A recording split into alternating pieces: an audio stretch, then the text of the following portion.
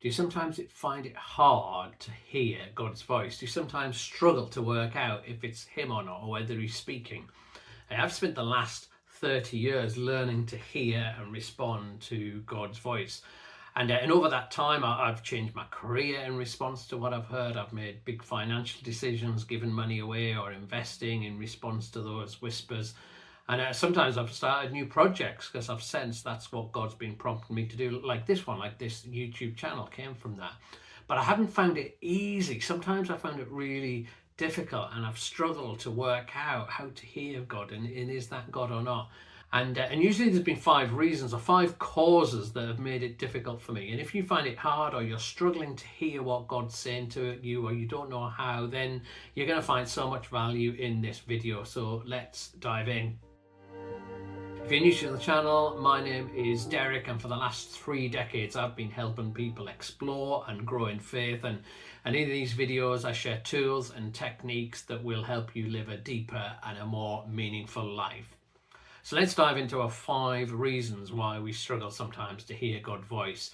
And the first reason is this, that we don't know what it sounds like, or we don't know how to recognize it. There's a funny story in the Bible about Samuel, this little boy who is in the temple with a priest, and he is sleeping and he hears God's voice speaking to him, but he doesn't know it's God's voice, and he thinks it's Eli and the priest. And he gets up and he goes over to Eli and says, "What do you want?" And Eli's like, "I never said anything." And he goes back to bed and he hears God's voice speaks to him again, and he runs up and he gets to Eli and the priest, and he's like, "Yes, did you call me?" And he's like, "No, it wasn't me." And eventually the priest realizes it's God speaking and encourages Samuel to respond to what God's saying. But we can be like that. We hear something and we don't actually recognize God's voice. We don't know what it sounds like. A few years ago, I got this medal. It's a medal of the London Marathon. I completed the London Marathon, which was like a crazy experience. There was like so many people there. There was just noise the whole way around. 26 miles, thousands of people cheering and cheering and cheering. And it was just almost deafening. But there was one point at mile 25 when, in the midst of all the noise, suddenly through it, I heard this voice saying, "Daddy, come on, Daddy." And it sounded like my 13-year-old daughter shouting. And I looked around and I couldn't see anywhere. But when I got back, where I was chatting to her, I was like, "Oh, it almost sounded like I heard your voice at mile 25. And she said, "That was me. I was there shouting, but you couldn't see as you were looking in the direction."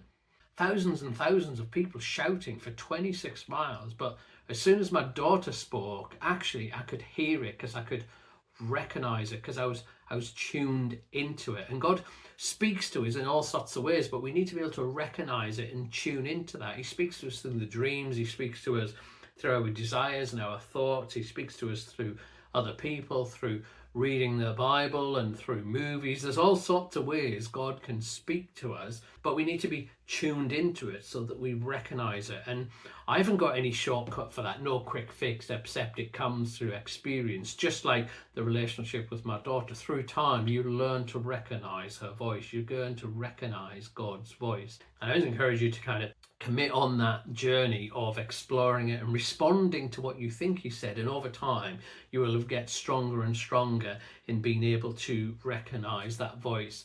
I don't know if you've ever seen, like at the movies, when maybe someone's been kidnapped and they're being forced to write a letter back, or somebody's faked a letter and people are reading it and they recognize it, say that's not them.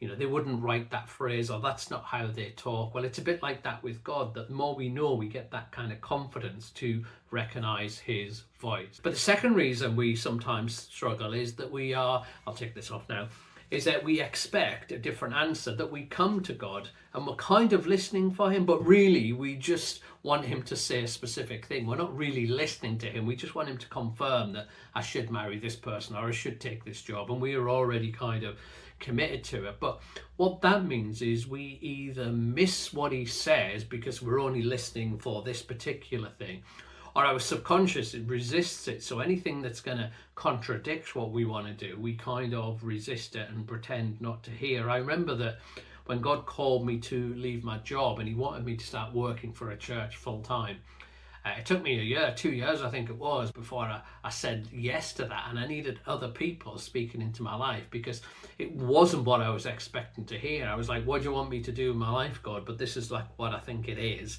and I was heading in that direction. And so one of the conditions of hearing from God is actually a genuine surrender, that we're not going to him saying, can you confirm that I should do this? But we're saying, actually, whatever you want, I'm listening, I'm open to anything. And that only comes when we really trust that God is good. So the third reason that we sometimes can't hear God's voice is we don't expect anything good from him. So this is my post box here, and I get into trouble all the time because I never check our phone box. So my wife, she'll come home from work and she'll be like, you've not checked the post box. Or recently she went away for 3 days, and so she comes back and like the post box hasn't been checked that whole time. And the reason I don't check the post box is because I never expect anything good. Nothing good comes to me through the post box, so I never bother check it. I mean, if the lead singer of Radiohead, Tom York, if he was going to be sending me a letter or a gift or a signed copy of an album, I'd be checking it every day. I'd be checking it multiple times a day. I'd almost be standing next to it. And it depends what we expect from God. Do you expect God to speak to you? Well, he's not going to speak to me, I'm just a normal person, he's not interested. Or if he does speak to me, it's not going to be anything good, so I'm not really bothered. But if we thought God was good and he had these amazing things for us, the God of the universe is going to speak to us and say good things to us, then we'd be on tenterhooks, wouldn't we? We'd be checking the post box every day. So sometimes we don't hear from God because we just don't expect him to speak, or we don't expect anything good. So if you're finding my videos helpful, please subscribe. It would support my channel and help me so much. Even like this video right now, and that really helps other people to see it. Anyway, on to reason 4 why we can sometimes struggle to hear God. And number 4 is we're distracted.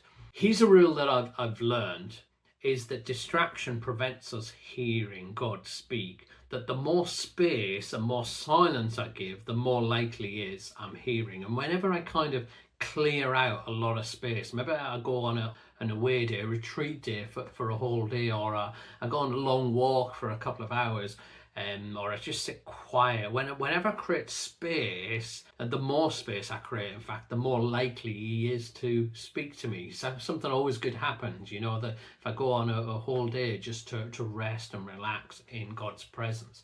And I don't think it's like that God's thinking, well, I'll reward you because you've given some space. I think that it does something to us, that we need time to slow ourselves down, that God can speak in the busyness and in the fastest of life, but we are not naturally tuned into it. And so if you're kind of busy and distracted and you're on your phone all the time, you're all over the place, and suddenly you think, actually, I need God to speak to me, and then you try to listen. If you've not trained yourself in stillness, or trained yourself in reflection, trained yourself just in allowing space to connect with God, it's quite hard then to suddenly turn it on like a tap. And so I would encourage you to have regular times when you're creating space for God to speak, to almost go into a period of training.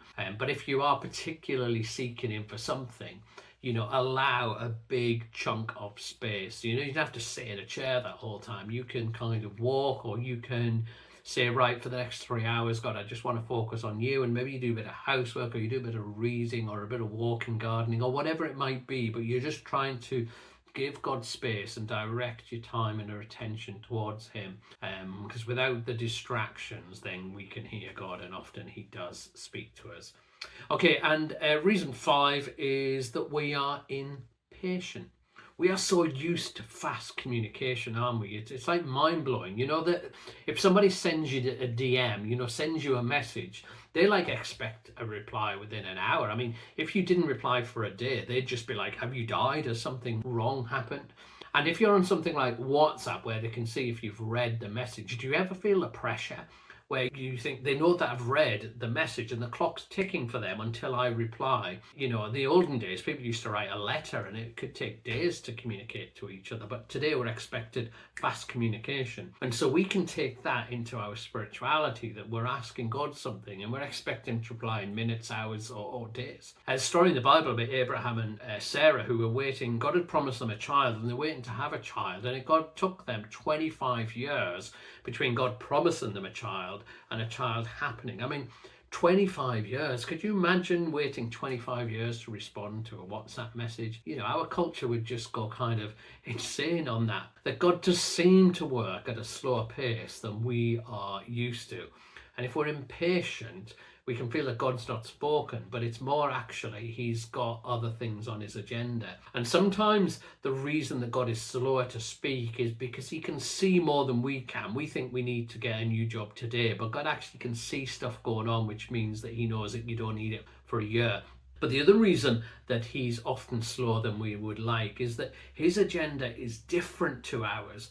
So often we seek God and it's a task-based, who should I marry, or what should I do about this financial situation?